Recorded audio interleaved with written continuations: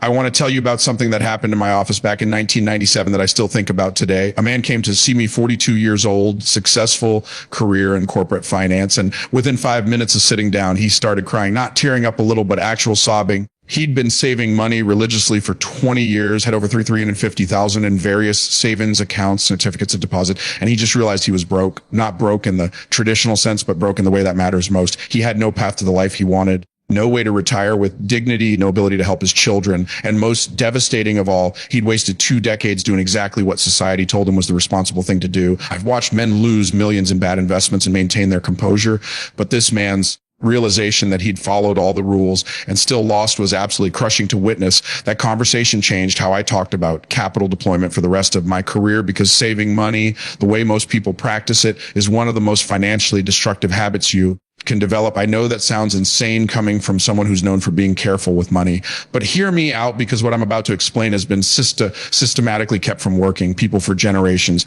And understanding it is the difference, American, between dying comfortable and dying wealthy. Well, let me start with 2 people I knew in Pasadena. I'll call them Robert and William. Both started at the same aerospace company in 1968, making essentially the same salary, about $18 in a year, which was solid middle class income back then. He was a saver, lived modestly, brown baggaged his lunch, drove his car for 15 years, put away 15% of every paycheck without fail. And by 1988, he had accumulated roughly $350,000 in savings accounts, money market funds, and conservative certificates of deposit, paying maybe 6 to 8%. William took a completely different approach. He kept only 6 months of expenses in cash and deployed every other dollar he could spare in investments, not reckless speculation, but calculated opportunities, apartment buildings and areas he understood, stocks of businesses he researched thoroughly, even a small stake in a friend's manufacturing company. By that same year, 1988, William's net worth was over 8 million, same starting point, same income level, same 20-year period. But William ended up with nearly 23 times more wealth than Robert. The difference wasn't intelligence. Both were smart guys. The difference was that Robert saved while William deployed. Robert's money sat there slowly losing purchasing power while William's money worked, compounded and multiplied. Robert thought he was being responsible, but in reality, he was engaging in one of the most irresponsible financial behaviors possible, letting capital die in accounts that barely kept pace with inflation. I need to take you back to a conversation I had with Warren in 1959. American, long before most people knew who either of us were. We were having dinner at some forgettable restaurant in Omaha, and Warren said something that fundamentally rewired how I thought about money. He said, "Charlie, the question isn't whether you can save money. Any disciplined person can do that. The real question is what you do with it after you've saved it, because saved money is just potential energy. It only becomes actual energy when you deploy it into productive assets." I'd been practicing law, saving diligently, feeling proud of my growing savings account. And Warren's comment hit me like cold water. I realized I had been confusing the act of saving with the act of building wealth. They're not the same thing at all. In fact, they're often opposing forces. Saving is defensive. It's about protecting what you have. Building wealth is offensive. If you're American, it's about deploying what you have to create more. Most people spend their entire lives playing defense, and you cannot win a game when you only play defense. The best you can do is not lose, which means you've already lost. Let me break down exactly why saving money, as it's traditionally practiced, keeps you broke. I mean this with mathematical precision, not as some motivational metaphor. First, there's what I call the inflation tax, and it's the most insidious form of theft ever created because it's invisible and socially acceptable. Let's say you save $100,000 in an account paying 2-cent interest, which is generous by current standards. If inflation is running at 3 to 4%, which is historically normal, you're losing 1 to 2% of your purchasing power every single year. That means your $100,000 is worth of $98,000 in real terms after year 1, $96,000 after year 2, and so on over 20 years at just 2-cent real loss per year. Your $100 and has the purchasing power of $67, and you've lost a third of your wealth by doing what society told you was safe and responsible. Now compound that across your entire working life, and you begin to understand why people who save diligently often reach retirement age and realize they can't afford to actually retire. They weren't reckless. They were obedient. And obedience to bad advice is still bad decision making. The second reason saving keeps you broke is opportunity cost. And this is where the real wealth destruction happens. Every dollar sitting in a savings account is a dollar that's not invested in productive assets. And the difference between savings returns and investment returns over time is absolutely staggering. Let's run the numbers with that same $100 in a savings account at 2% after 20 years, you have about 1 in 49,000. Sounds okay until you consider that in a diversified stock portfolio returning a historical average of 10%, that same 100,000 becomes 673,000. The difference is 524s and 1,000 opportunity cost. Wealth that could have been yours, but isn't because you chose safety over growth. But it gets worse because that 5 and 24,000 itself would have generated returns in subsequent years. So you're not just losing the money, you're losing all the future money that money would have made. This is what I mean when I say that saving money is one of the most expensive things you can do.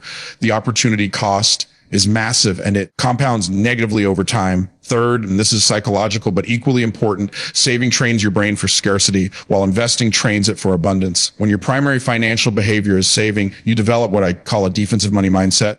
Your goal becomes not losing, protecting, defending, holding tight.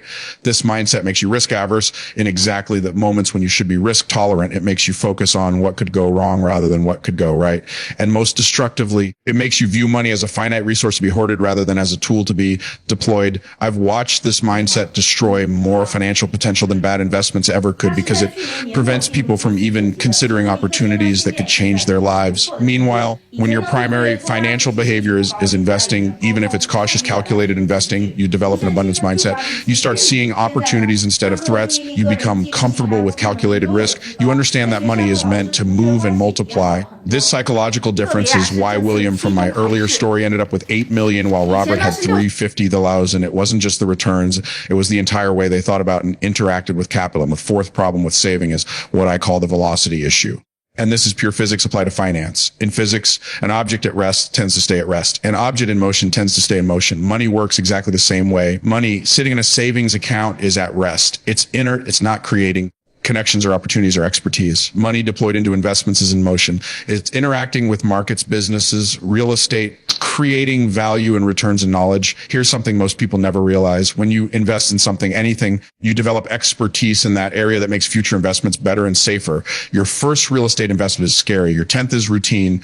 Your first stock purchase is confusing. Your hunt is intuitive. But if you just save, you never develop that expertise. You never build that in investment muscle. So you remain perpetually inexperienced and therefore perpetually vulnerable. I've met 70-year-olds who've saved for 5 decades and are still terrified to invest because they never built the skills. They spent 50 years getting good at something that doesn't scale or compound. Meanwhile, someone who starts investing at 30, even with mistakes and losses along the way, has developed by 50 a level of financial sophistication that makes them essentially unfoolable. They've seen enough cycles, made enough decisions, learned enough lessons that they can spot good opportunities and avoid bad ones almost instinctively. The fifth and most tragic reason saving keeps you broke is that it creates an expertise gap that widens over time until it becomes unbridgeable. Let me explain what I mean with a real example. I knew a doctor, Sarah, making over $400 a year, absolutely brilliant in her field, saved like a champion, and by age 55 had accumulated to $4 million in cash and cash equivalents, earning essentially nothing. She came to me terrified, but she just calculated that even with that much saved, she couldn't maintain her lifestyle in retirement without working until 75. How is this possible? She made huge money, saved discipline for 30 years, had multi-millions in the bank, and still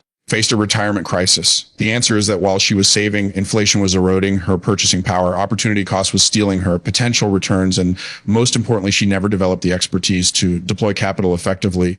She was a complete beginner at investing at age 55 because she'd spent 3 decades avoiding it. Her peers who'd been investing since their 20s had 30 years of knowledge, pattern recognition, and confidence that Sarah didn't have. So even though she had more cash, they had more wealth and more capability to generate future wealth. She was cash-free, opportunity poor. And opportunity is what creates actual long-term security. Now, let me tell you what happened with Sarah because it illustrates something crucial about the transition from saving to deploying. And she hired an advisor. Nothing wrong with that. And the advisor put her into a standard portfolio of stocks and bonds, 640 allocation.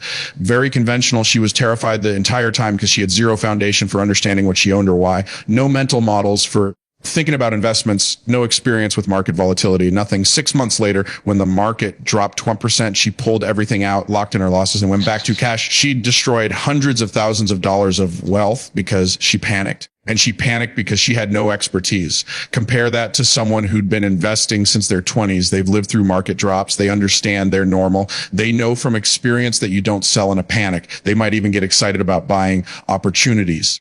Same market event, completely different outcome based entirely on expertise level. This is what I mean when I say that saving keeps you broke. It's not just the lower returns. It's that it prevents you from developing the single most valuable financial skill there is, the ability to deploy capital effectively under varying conditions. Here's something, Warren, and I figured out early that changed everything for us. The goal isn't to accumulate money. The goal is to accumulate capital allocation skill. Money is just paper or digital numbers. It has no inherent value. American. The skill of knowing where to put it, when to put it there, how much to put, and when to pull it out. That skill is infinitely valuable and it compounds over your lifetime. Someone with great capital allocation skill and modest capital will end up wealthier than someone with poor capital allocation skill and significant capital every single time. But here's the problem. You cannot develop capital allocation skill by saving. You can only develop it by allocating capital, which means you have to actually do it with real money, with real consequences. There's no simulation or book learning that substitutes for having your own money at risk and making actual decisions. This is why I always told young people that the most valuable investment they could make was in their own financial education through actual experience. Even small investments teach you things that no amount of saving ever will. Let me give you a specific example from my own life that drove this lesson home. In 1962, I invested $1,000 in a small oil royalty deal. It was a tiny position, almost nothing, but I researched it carefully, understood the geology, the economics, the people involved. That one investment taught me more about evaluating opportunities, reading contracts, assessing risk, and thinking probabilistically than 10 years of saving ever could have. It ended up paying me about $70,000 a year for over 60 years, turned a $1,000 investment into multiple millions in total returns. But the financial return wasn't even the most valuable part. What was valuable was the learning. I discovered I could evaluate complex opportunities outside my primary expertise if I did the work. I learned how to structure deals. I built relationships with people in the oil business who became sources of future opportunities. I developed confidence that I could think independently and reach correct conclusions even when they differed from conventional wisdom. None of that learning happens if that $100,000 sits in a savings account. Zero learning, zero growth, zero development of the skills that eventually made me wealthy. Now, let me address what I know some of you are thinking. Charlie, saving is safe. Investing is risky. Surely there's value and safety, especially for people who can't afford to lose money. This is where we need to completely reframe what risk actually means. Because I'd argue that saving is far riskier than intelligent investing. You're just not thinking about the risks correctly. When you save, you have a 100x risk of losing purchasing power to inflation, 100% a guaranteed opportunity cost, 100% guaranteed failure to develop investing expertise, and an extremely high probability of reaching retirement without sufficient assets. Those aren't hypothetical risks. They're certainties. Meanwhile, when you invest intelligently in a diversified portfolio of productive assets, yes, there's volatility. Yes, there's uncertainty, but over any reasonable time horizon, the probability of loss approaches zero, while the probability of significant gain approaches 100%. The stock market has never failed to recover from any downturn in history. Quality real estate in growing areas has consistently appreciated value. So which is actually riskier? The guaranteed erosion of saving or the temporary volatility of investing? I take temporary volatility over guaranteed erosion every single time. And so should you. Here's another critical point that gets missed in the saving versus investing discussion. The timeline question. Saving makes sense for short-term needs. Money you'll need in the next year or two should absolutely be in cash or cash equivalents because you can't afford the volatility. But money you won't need for 10, 20, 30 years. Keeping that in savings is financial malpractice. The longer your time horizon, the more investing dominates saving in terms of both returns and safety. Let me say that again because it's counterintuitive. Over long time periods, investing is actually safer than saving because the risk of inflation and opportunity cost outweighs the risk of market volatility. A properly diversified investment portfolio held for 30 years has essentially zero probability of underperforming savings, but savings have a 100% probability of underperforming investing, yet most people act exactly backwards. They save for the long term and think they're being conservative when they're actually being maximally risky. I want to tell you about another person I knew, I'll call him James, who figured this out earlier than most, and it changed his entire trajectory. James was a teacher, not a high-income profession, started at about 32,000 a year in the late sevens. But James understood something that Robert the Saver never did, that wealth isn't built by how much you make. It's built by how effectively you deploy what you make. From his very first paycheck, James kept 3 months of expenses and savings and invested everything else. He started with a single rental property, small house he bought for $38,000 with a 20% down payment. He was terrified, thought he was being reckless, but he'd done the math and knew it could work. That first property cash flowed about $100 a month after all expenses. Not life-changing money, but it taught in the rental business. 2 years later, he bought another property, then another. Then he started buying small apartment buildings. By the time James retired at 65, he owned 17 properties worth over $11 million, generating about $48,000 a month in net rental income. Starting salary of $32,000 a year, career peak of maybe $70,000, but retired with passive income over $500,000 annually. How he deployed rather than saved, he developed expertise rather than hoarding cash. He understood that money sitting still is money dying slowly. The contrast between James and Robert, both real people I knew, both started with modest incomes, both disciplined with money, but one ended wealthy and one ended comfortable at best. That Contrast teaches us everything we need to know about the difference between saving and deploying. Robert felt smart. Every time he made a deposit into his savings account, he felt like he was winning, being responsible, doing the right thing. James felt scared with every property purchase. American felt like he was risking too much, constantly questioned whether he should just save like everyone else. But 30 years later, Robert had security while James had freedom. Robert could survive. James could thrive. Robert had to watch every dollar in retirement. James never had to think about money again. The irony is that Robert felt safe the entire journey and ended up vulnerable, while James felt vulnerable the entire journey and ended up safe. This is the fundamental paradox of wealth building that most people never grasp. The path that feels safe is dangerous, and the path that feels dangerous is safe. Assuming you're intelligent and calculated about it, let me now get into the practical framework for transitioning from being a saver to being a deployer, because I know that intellectually you might understand everything I've said, but emotionally it feels impossible to actually do it. The psychological barriers are real and they need to be addressed systematically. First barrier is fear of loss, and this is the big one. People who spent years accumulating savings feel physical pain at the thought of investing and potentially losing it. The solution isn't to eliminate the fear, it's to reframe what loss actually means. When you keep $100,000 in a savings account and inflation runs at 3%, you've lost $3,000 of purchasing power that year. That's an actual loss. It's just invisible, so you don't feel it. When you invest that $100,000 and the market drops 10% temporarily, you see a loss of $10,000 on paper and panic, even though it's not a real loss unless you sell. And historically, the market has always recovered. So we have visible temporary losses that cause panic versus invisible permanent losses that go unnoticed. The solution is to make the invisible losses visible. Actually calculate how much purchasing power you're losing to inflation every year. Write it down. Look at it regularly and compare it to the temporary volatility of invested capital. When you do this exercise, honestly, investing becomes less scary because you realize you're already losing money with the supposedly safe approach. Second barrier is complexity. People avoid investing because it feels complicated and they don't want to make mistakes. This is legitimate, but the solution isn't to avoid investing. It's to start simple and build complexity over time. Your first investment should not be researching individual stocks or buying apartment buildings. It should be a simple low-cost index fund that tracks the entire stock market. You're essentially buying a tiny piece of every major company in America or the world. Instant diversification, minimal decision-making, historically excellent returns. From there, you can add complexity as you learn, maybe add some real estate, some individual stocks. You've researched some other asset classes, but you start simple. The people who stay in savings because investing feels complex are making the same mistake as someone who never learns to swim because they don't want to join the Olympic team. You don't have to be Michael Phelps to benefit from getting in the water. You just need to start somewhere appropriate for your current skill level and build from there. Third, American barriers lack of knowledge. And this one requires a mindset shift. Most people think they need to learn everything about investing before they start. So they read books, watch videos, attend seminars, and never actually invest because they never feel ready. This is completely backwards. American, the most effective learning happens when you have skin in the game, when it's your money at risk, when you're emotionally invested in the outcome. I learned more in my first year of actual investing than I could have learned in 10 years of theoretical study. So the framework is to start with small amounts you can afford to lose. Invest them in relatively safe, diversified vehicles and learn by doing. Your first investments will probably be mediocre. That's fine. You're paying tuition at the University of Capital Allocation. American, it's the best education you'll ever receive. As you learn and gain confidence, you increase the amounts and sophistication, but you never delay starting while you wait to feel ready, because ready is something you become through action, not through preparation.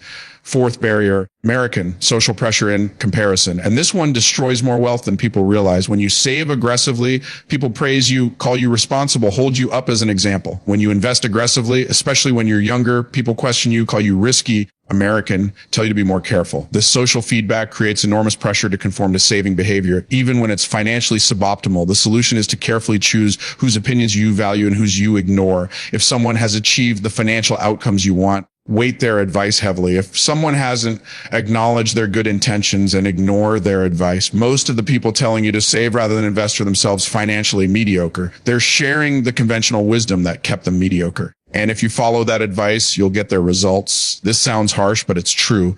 You cannot take wealth building advice from people who haven't built wealth anymore than you take fitness advice from someone who's obese, or relationship advice from someone who's been divorced 4 times. Let me give you a specific example of how I'd approach this transition if I were starting today at different ages and income levels, because the approach varies significantly based on where you are in life. If you're in your 20s or early 30s with relatively low income, let's say $40,000 to $60,000 a year, the framework is simple. Keep 1 month of expenses in cash, put 6% into whatever retirement account gets you an employer match, because that's free money, and deploy every other dollar you can into learning investments. At this age and income level, the money itself almost doesn't matter. What matters is developing expertise.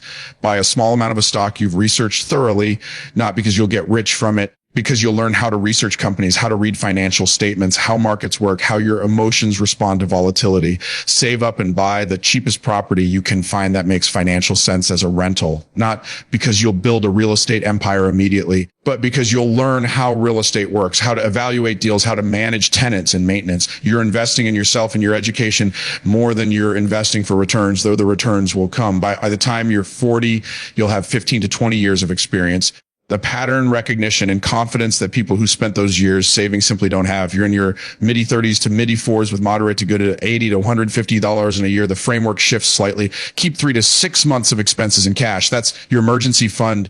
And it should be genuinely safe. Put enough into retirement accounts to maximize tax advantages. But once that's done, you're at a critical decision point. Most people at this stage keep accumulating cash because it feels safe and they're afraid of making mistakes with larger amounts. At this stage, you should be deploying aggressively into diversified income producing assets, a good mix of stock index funds, maybe some real estate if you have the expertise or willingness to develop it, potentially some small business investments if you have relevant knowledge. The key is that you're not just accumulating assets, you're building cash flow. Every dollar of passive income you create is a dollar less you need from your job, which means you're buying freedom incrementally. Someone making 100,000 a year who builds up 20,000 in passive income has effectively given themselves a 20% raise and 20% more flexibility. They can take a lower stress job, work fewer hours, pursue passion projects, take bigger career risks because they have that base income supporting them. This compounds over time until you reach the magical point where passive income exceeds expenses and you're financially free regardless of whether you work. If you're in your late 40s to 50s with higher income but limited investing experience, this is the danger zone because you have significant capital, but limited time to recover from mistakes and limited experience to avoid those mistakes. This is the demographic where I see the most financial destruction. People who save diligently for decades have multiple hundreds of thousands or even millions in cash and are terrified to do anything with it because they're not sure what to do and can't afford to lose it. If this is you, the framework requires more caution, but still requires action. First, accept that you're going to need help. Hire a friendly fiduciary financial advisor who has a legal obligation to act in your best interest, not someone who makes commissions on selling you products. Second, divide your capital into tranches. Maybe keep 1 year of expenses in cash. Put the majority into a diversified portfolio of low-cost index funds across stocks and bonds appropriate for your risk tolerance and timeline. Allocate maybe 10 to 20% to learning investments where you research and choose specific opportunities to build expertise. The goal is to immediately stop the erosion of your capital from inflation while simultaneously beginning your education in capital deployment.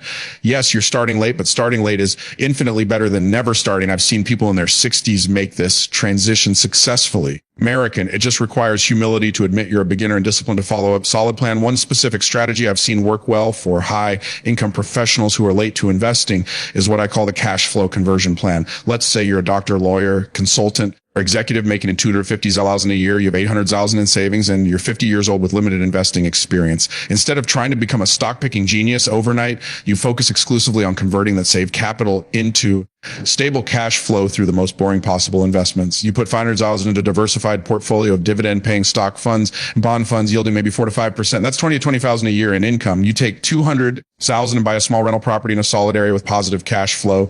Maybe that generates another 8 to 12,000 a year. You keep 100,000 in true emergency cash. Now you converted dead capital into about 30 to 37,000 of passive annual income without taking crazy risks or needing to become an investment expert. That passive income is about 15% of your current salary, which means you've bought yourself significant flexibility. More importantly, you're now learning 2 asset classes, stocks and real estate, building expertise that will serve you for decades. In 10 years, when you're 60, that passive income has likely grown to 50 or 60,000 due to appreciation and dividend growth. And you have 10 years of experience, making you much more capable of managing your retirement capital effectively. Now, let me address something that trips people up constantly. The question of how much to keep in savings versus how much to deploy. There's no single answer because it depends on your specific situation. But I can give you a framework. Emergency fund should be 3 to 6 months of essential expenses, not total expenses. You lose your job. You're cutting the gym membership, the streaming services, the dining out. So calculate what you actually need to survive, multiply by 3 to 6 months. That's your emergency fund. Beyond that, money should be deployed. But here's the nuance. Deployed doesn't mean all in stocks or all in real estate. It means intentionally allocated to productive assets, which could include bonds, dividend stocks, real estate business investments. even certain commodities or alternative investments if you have the expertise. The key word is intention. You've thought about why that money is in that asset, what purpose it serves in your portfolio, what returns you expect, what risks you're taking. This is completely different from money sitting in savings by default because you haven't decided what else to do with it. One mistake I see constantly is people who've read just enough to be dangerous. They understand that saving is suboptimal. So they take all their savings and dump it into whatever investment is currently popular without understanding it. In the late 90s, it was tech stocks. In the mid 2000s, it was real estate. In recent years, it's been cryptocurrencies.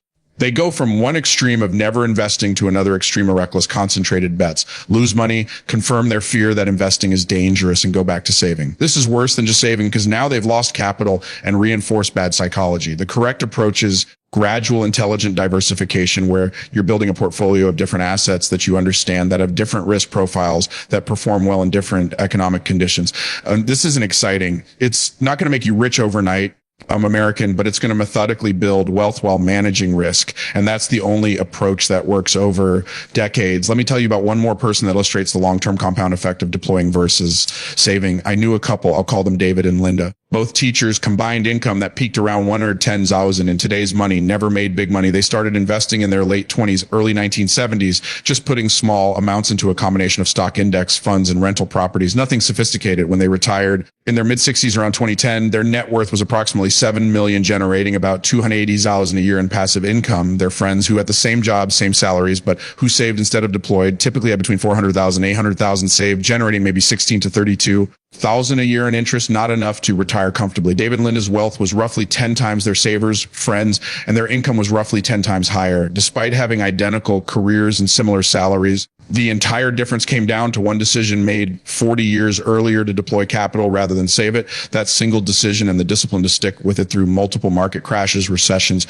and periods of doubt created American, a 40-year divergence that resulted in completely different life outcomes. This is what people miss when they focus on the short term. They look at the annual difference between saving and investing and think it's not significant, maybe 3 to 8% difference in returns depending on the specific investments and time period. But that 3 to 8% annual difference compounded over 30 or 40 years is the difference between a comfortable retirement and an exceptional one, between leaving your kids nothing and leaving them millions, between having options and having obligations. The math is brutal in both directions. Small advantages compound into massive advantages.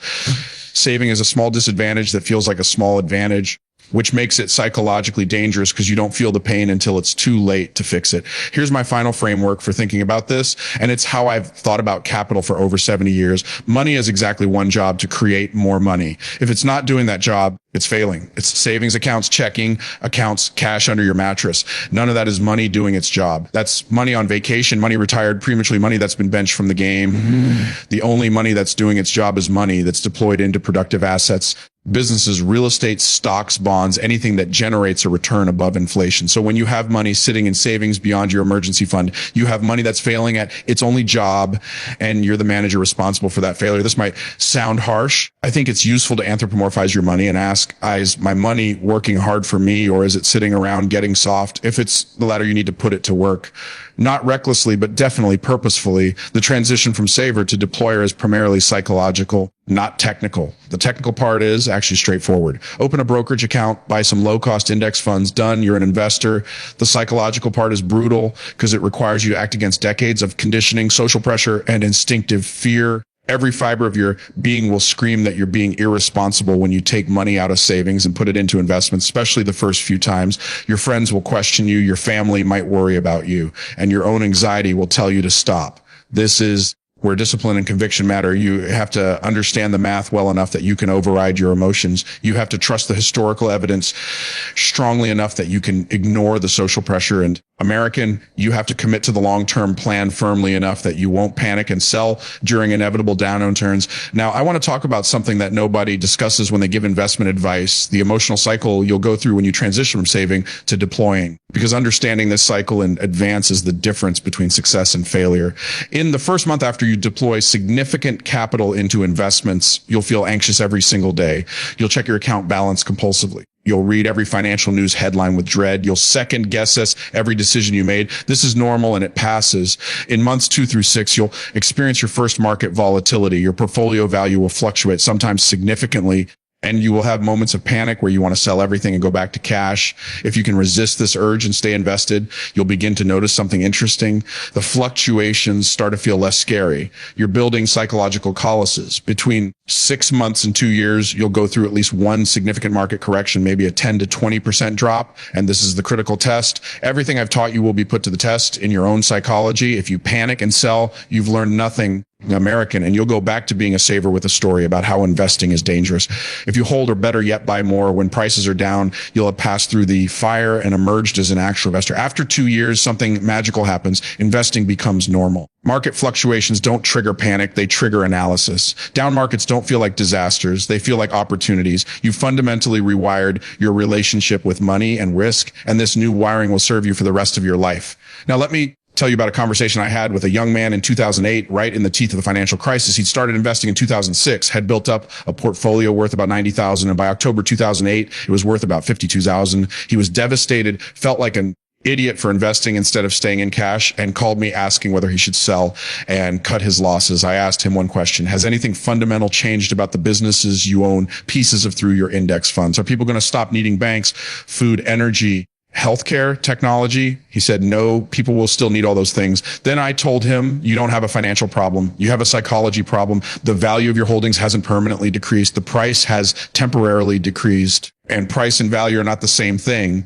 If you sell now, you'll lock in temporary losses. If you hold and keep buying while prices are low, you'll look back in 10 years and realize this was the best thing that ever happened to your wealth. He stayed invested, kept contributing. By 2018, that portfolio was worth over 400,000. The crisis that felt like financial death was actually a massive wealth creation opportunity, but only for people who understood what was happening and had the psychological fortitude to act rationally. This is what I mean about expertise and experience being more valuable than capital. That young man's ability to stay rational during the crisis, to separate price from value, to understand that volatility is not the same as loss. That came from 2 years of investing experience combined with a solid mental framework. Someone who'd been saving for 20 years and deployed their first dollar in 2007 would have panicked and sold in 2008, confirming their belief that investing is dangerous. Same market conditions, completely different outcomes based purely on preparation and psychology. This is why I tell people start investing young with small amounts. The experience you gain is more valuable than the returns. And that experience makes you capable of handling large amounts later without panicking. Here's another critical insight about the savings trap that I need you to understand. Saving is not just financially suboptimal. It's also professionally limiting in ways people don't recognize. When your financial strategy is to save every possible dollar, American, you make career decisions from a place of fear rather than opportunity. You can't take the career risk that might triple your income because you're terrified of disrupting your savings plan. You can't invest in developing new skills or credentials because that money needs to go into savings. American, you can't start a business or consult independently because you need the security of a steady paycheck to maintain your savings rate. So saving doesn't just keep you broke financially, it keeps you stuck professionally. Meanwhile, someone who's financial strategy is deploying capital into cash flowing assets has created a safety net that allows them to take career risks. They leave a comfortable job for a risky opportunity because they have passive income covering their essentials. They can invest in an executive MBA or American specialized certification because they understand that's capital deployment. They can start a business because they're not dependent on a single income source. Over a career, these ability to take smart risks compounds into massively higher income. And that higher income gets deployed into more assets, creating a virtuous cycle. The saver, meanwhile, is stuck in the same safe career path, accumulating cash that's losing value, unable to take the risks that would actually improve their situation. I saw this play out with two lawyers I knew in the 1970s. Both graduated from good law schools in 1973. Both got jobs at solid firms. Both made about $30,000 in their first year. The first lawyer, I'll call him Alan, was a saver. He lived modestly, saved aggressively, and turned down opportunities to leave the firm and start his own practice because he didn't want to risk his savings. He made partner eventually. Career peaked at about 200,000 a year, and today's money retired with about 8 million saved. The second lawyer, I'll call him Thomas, was a deployer. He saved 6 months' expenses and invested the rest in rental properties and index funds. After 5 years, he had enough passive income that he felt comfortable leaving the firm to start his own practice. The practice struggled initially, but because Thomas had his investment income covering basics, he could afford to stick with it. The practice eventually became very successful, and Thomas sold it in 2005 for $12 million. He retired with a net worth over $20 million. Same education, same starting point, but American, wildly different outcomes because of different financial strategies that enabled different career strategies. Alan played it safe financially and professionally and ended up comfortable. Thomas took calculated risks financially and professionally and ended up wealthy. The financial strategy doesn't just affect your money. It affects every major decision you make in your life. Let me address one more psychological barrier that keeps people trapped in saving, what I call the specific versus general fear problem. When you invest, you have a specific fear. I might lose money in this particular investment. This stock might go down. This property might have problems. This bond might default. These specific fears are vivid and concrete. So they feel very real and very scary. When you save, you have only general abstract fears. Inflation might erode my purchasing power. I might miss out on better returns. I might not have enough when I retire. These general fears are vague and abstract, so they don't feel as urgent, even though they're far more certain to occur. Our brains wired to respond to specific concrete threats and ignore general abstract ones, which is why people panic about a 10% market drop, but ignore the 3% annual inflation that's definitely destroying their wealth. The solution is to make the general threat specific and concrete. Don't think inflation might hurt me someday. Calculate exactly how much purchasing power you're losing every single month and write it down. Don't think I might not have enough to retire. Run the actual numbers and figure out exactly what your savings will generate in income and whether you can live on it. When you make the abstract concrete, it becomes harder to ignore, and the relative risks of saving versus investing come into proper focus. I also want to address a particularly insidious form of the savings trap. What happens to people who achieve high incomes late in life? Let's say you struggle financially through your 20s and 30s, finally hit your stride professionally in your early 40s, and suddenly you're making $300 in a year. You remember being broke. You remember the anxiety of not having savings. So now that you have income, you save aggressively, telling yourself you're making up for lost time. 5 years later, you have $750,000 in savings and you feel secure for the first time in your life. But here's the problem. You're 48 years old. You have maybe 17 years until you want to retire, and $750,000, and even if it doesn't lose value to inflation, which it will, is not enough to maintain a lifestyle supported by $300,000 income. You needed to be deploying that capital aggressively from day one of your high income years. But because of your previous financial trauma, you're doing the psychologically comforting thing instead of the financially optimal thing. I've seen this pattern destroy the retirement plans of dozens of high earning professionals, doctors, lawyers, executives who got wealthy late and then made the catastrophic mistake of saving instead of deploying during their peak earning years. If you're in this situation, you need to understand that your window is short. You don't have 40 years for compound growth to work its magic. You have maybe 10 to 20 years American, which means you need higher returns through intelligent deployment, not safety through saving. Here's a specific tactical approach for this situation. If you're in your late 40s or 50s making high income and have significant cash save, you need to deploy 70 to 80% of it immediately into a diversified portfolio tilted toward growth. I know that's scary, but the mathematics are unforgiving. 20% in cash, conservative bonds for true emergencies, 80% a mix of stock index funds, real estate investment trusts, maybe some individual opportunities you've researched thoroughly. Then with your ongoing high income, you're saving maybe 3 months of expenses and deploying everything else monthly into the same portfolio. You're essentially catching up through aggressive but intelligent deployment. And you have just enough time for it to work if you start now. If you wait 5 more years to feel comfortable, you've lost the race. This is harsh, but true. High income earned late in life is a gift, but only if you deploy it effectively. If you save it, you've squandered the gift. Let me tell you about one final person. And this one is particularly important because it illustrates what happens when you get the transition, right? I knew a man, I'll call him Richard, who worked in manufacturing his entire career, never made more than $75,000 a year. But he understood capital deployment instinctively. From age 25, Richard invested 75% of everything he saved, mostly in stock index funds with some real estate. He lived modestly, but not miserably, drove normal cars, took normal vacations, had a normal life. By age 50, his net worth was about $2 million, generating roughly $80,000 in passive income annually. At that point, Richard did something brilliant. He semi-retired, took a part-time consulting role in his industry, making $30,000 a year, and spent the rest of his time doing things he loved: woodworking, traveling, spending time with grandkids. He lived primarily off his passive income plus the part-time work and let his investments continue growing. When Richard died at 84, his estate was worth over $18 million, all from a career that never broke $75,000 annual salary. His children and grandchildren are set for life. Compare that to Richard's brother, same family, similar income, who saved everything and ended up with about $900 in at retirement, which generated maybe $36,000 a year in income, not enough to retire comfortably. So he worked until 78 and died with about 1 million. One brother achieved multi-generational wealth. The other achieved barely adequate retirement from essentially the same starting point.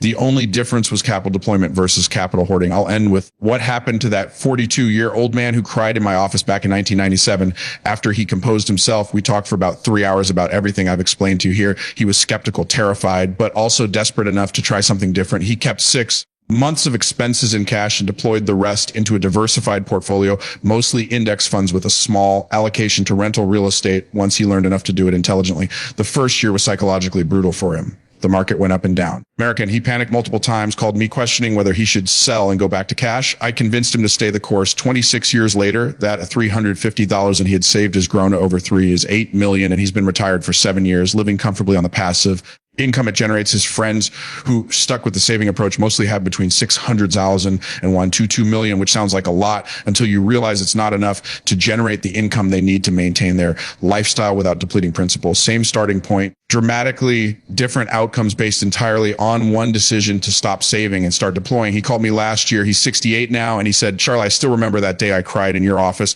I was mourning 20 years I'd wasted. That conversation changed the next 26 years of my life. I only wish I'd understood this earlier.